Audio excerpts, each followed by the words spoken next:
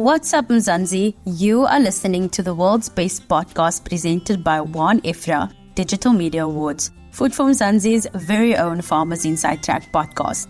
I'm your host, Octavius Pandil.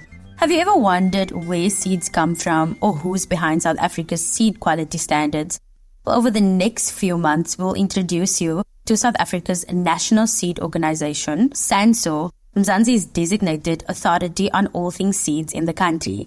In this episode, we chat to Dr Lukeshni Chetty, General Manager of Sansor, who provides an in-depth look at the organization's mission and its pivotal role in the seed industry.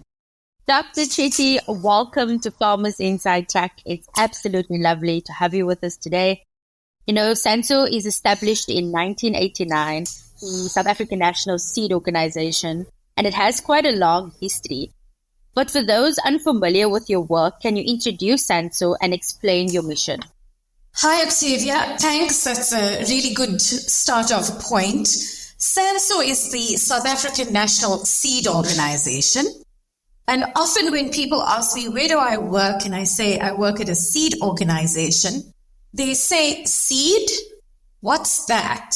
And so I find often within the spectrum of agriculture, not many people, even within agriculture, think about seed. Somehow, seed is just always been there for them.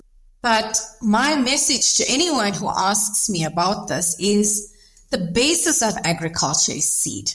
So we're a seed trade association. We're a member-based organization. We've been around formally for 35 years, but I'm sure you know seed has been around for thousands of years. Our primary job is to make sure that our members, which are seed companies, can move seed around the world to farmers in South Africa and around the world. So it's the uninterrupted movement of high quality seed, ensuring farmers are able to access various crop types and various seed from all over the world. Doc, recognized by many as the leading authority on seed matters in South Africa, how does Sansor support its members and contribute to the agricultural sector?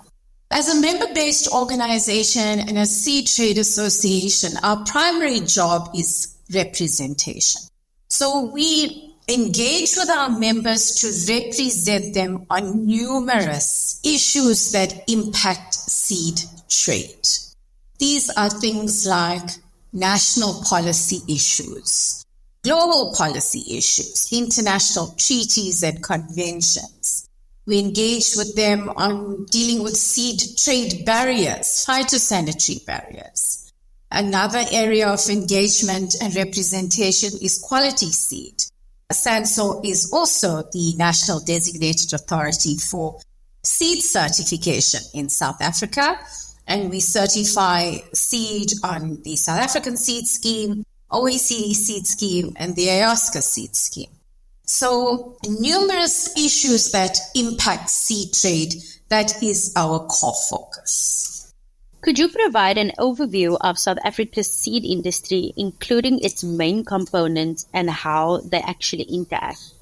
The seed companies that we represent span from those companies that sell field crop seeds, those are the grains, the maize, soybean, wheat, canola, barley, oats, the grain crops, vegetable and ornamental crops, also flowers, all vegetables, all seeded vegetables, and then forage and turf. And these are crops that you produce for animal feed, for the animals to fodder off, and then turf, your lawns and your grasses, what you might see in a golf course, for example. So the industry is segmented into these three types. They're called the field crops, vegetable and ornamentals, and forage and turf. They are three very unique industries. What a grain farmer might require is very different from the challenges a vegetable farmer might face or a vegetable seed company might face. So, however, global policies and national policies will impact all of these three business types. Within these crop types, we have those seed companies that just market seed. They license it from a breeding company, they multiply it and they market the seed, and then you get those companies that are purely in seed production. So it's a very diverse and dynamic industry. There's a lot of people, skill sets and disciplines before that final seed gets to a farmer. How has the seed industry in South Africa evolved over the past decade, and what significant achievements can you highlight? That's an interesting one because I've been here for about just over a decade now. And in the last 12 or so years, when I started here in late 2012, we were facing a lot of mergers and acquisitions, talks of mergers and acquisitions, joint ventures, and everyone thought, and by everyone, I guess I'm included in that everyone, is that our seed industry and seed business is shrinking. We will have fewer seed companies and fewer options for farmers, less competitiveness. But what actually happened is we had local companies beginning to sprout up, which was really interesting and rather unexpected, but quite exciting because now we had a sort of interest from within the country to provide quality seed to farmers. So that was one interesting evolution of the industry. So I went from early 2013, about 60 odd seed companies in my membership, and today it stands over just under 90 seed companies. So rather diverse and an increasing number of players in the market. It speaks to maybe how the global industry is moving towards inclusivity within the seed arena. I think some of our achievements have been to support the seed companies. I would say one of the biggest was the establishment of the South African Cultivar Technology Agency, which you might have heard of. It's actually an endpoint royalty collection system. Why this was important for us is we were in a situation in about 2015, 2016, where we saw those seed companies that were selling self-pollinated crops were not selling more seed. They would sell 1 year's worth of seed and not sell for the next few years. So their return on investment was nil to nothing. They were unable to put money into R&D, and we were just not getting out new varieties of wheat and soybean and barley and oats, etc. So this system enables a collection of a breeding and technology levy at the end point of delivery. And this money goes back to the seed companies for R&D to develop new varieties. And since then, we have seen an increase in varieties for wheat and soybean. We've seen an introduction of new biotech for soybean. We have seen the introduction of new international seed companies coming into South Africa because now we've positioned ourselves as a country that values this sort of investment and respects intellectual property. And I think I cannot completely answer this question if I don't mention the ISF World Seed Congress that we hosted in 2023 last year, June, actually almost 12 months ago today. And this brought the entire world's seed industry to our shores in Cape Town. And that was a difficult feat because we were actually meant to host this in COVID times and it kept getting pushed down. And Sansor worked really hard with ISF and the global players to make sure this Congress came to our shores, which wasn't just for us, it was for the continent. That's absolutely beautiful.